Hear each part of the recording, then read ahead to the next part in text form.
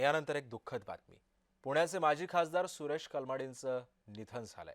वयाच्या 82व्या वर्षी त्यांनी अखेरचा श्वास घेतलाय.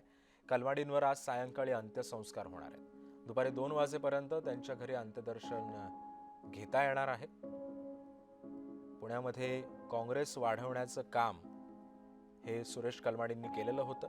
दरम्यान सुरेश कलमाडींचा अल्पपरिचय आपण पाहूयात ग्राफिक्सच्या माध्यमातून. 1 मे 1944 सुरेश कलमाडींचा जन्म आहे. पुण्याच्या एरंडवणे भागामध्ये ते वास्तव्यास होते.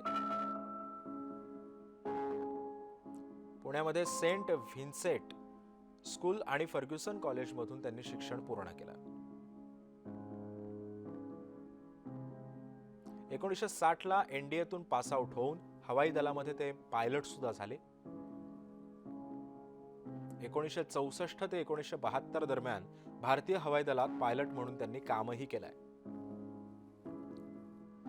कोंकणी, मराठी, कन्नड, तुलू, हिंदी, इंग्रजी भाषांचं सुद्धा त्यांना नाव आहे. 1978 ते 80 दरम्यान युवक काँग्रेस महाराष्ट्राच्या अध्यक्षपदी ते होते. 1981 ते 86 दरम्यान युवक काँग्रेसच्या अध्यक्षपदी ते विराजमान झाले.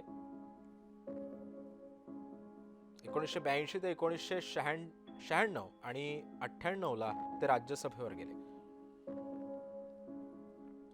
1996ला आणि 2004ला लोकसभा निवडणुकीमध्ये ते विजयी सुद्धा झाले.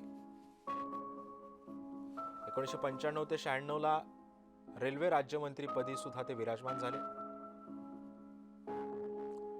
1996चा रेल्वे अर्थसंकल्प त्यांनी सादर केला. 1996 ते 2011 दरम्यान भारतीय ऑलिम्पिक महासंघाचे अध्यक्ष म्हणून त्यांनी सुद्धा काम पाहिलं.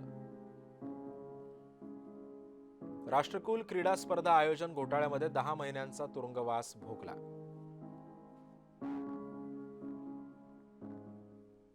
राजकारणामध्ये सबसे बडा खिलाडी म्हणून ओळख असणारे पुण्याचे माजी खासदार सुरेश कलमाडे यांचं वयाच्या 82व्या वर्षी आज पहाटे 3 वाजता जे आहे ते राहत्या घरी निधन झालेलं आहे. आपण पाहतोय की काँग्रेसचे जुने कार्यकर्ते असतील किंवा नातेवाईक असेल, परिवाराचे लोक असतील, हे सगळे जे आहेत ते कलमाडे हाऊस जे की प्रभात रोडवरती आहे त्या ठिकाणी जमायला सुरुवात झालेली आहे. थोड्याच वेळामध्ये राज्याचे उपमुख्यमंत्री अजित पवार देखील येत आहेत, कारण का गेले कित्येक दशकं पुण्याच्या राजकारणावरती एक हाती वर्चस्व आणि एक हाती नेता म्हणून ज्यांची ओळख होती ते सुरेश कलमाडी यांचं हे निधन जे आहे ते झालेलं पाहायला मिळतंय.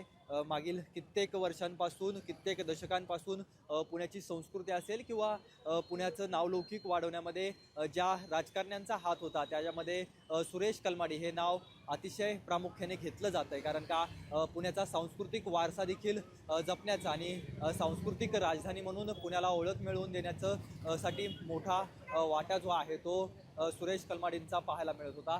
पुण्यामध्ये मोठ्या स्पर्धा असतील किंवा पुणे फेस्टिवल असेल, राष्ट्रकुल स्पर्धा असेल, त्याचबरोबर ती विविध रॅली असतील, आंतरराष्ट्रीय मॅरेथॉन असेल, ह्या बरोबर पुणे इंटरनॅशनल फिल्म फेस्टिवल असेल, हे सगळे कार्यक्रम जे आहेत ते सुरेश कलमाडी यांच्या माध्यमातून गेल्या अनेक दशकांपासून पुण्यामध्ये घेतले जात होते. आणि आता सुरेश कलमाडी यांचं 82व्या वर्षी निधन झालेलं आहे.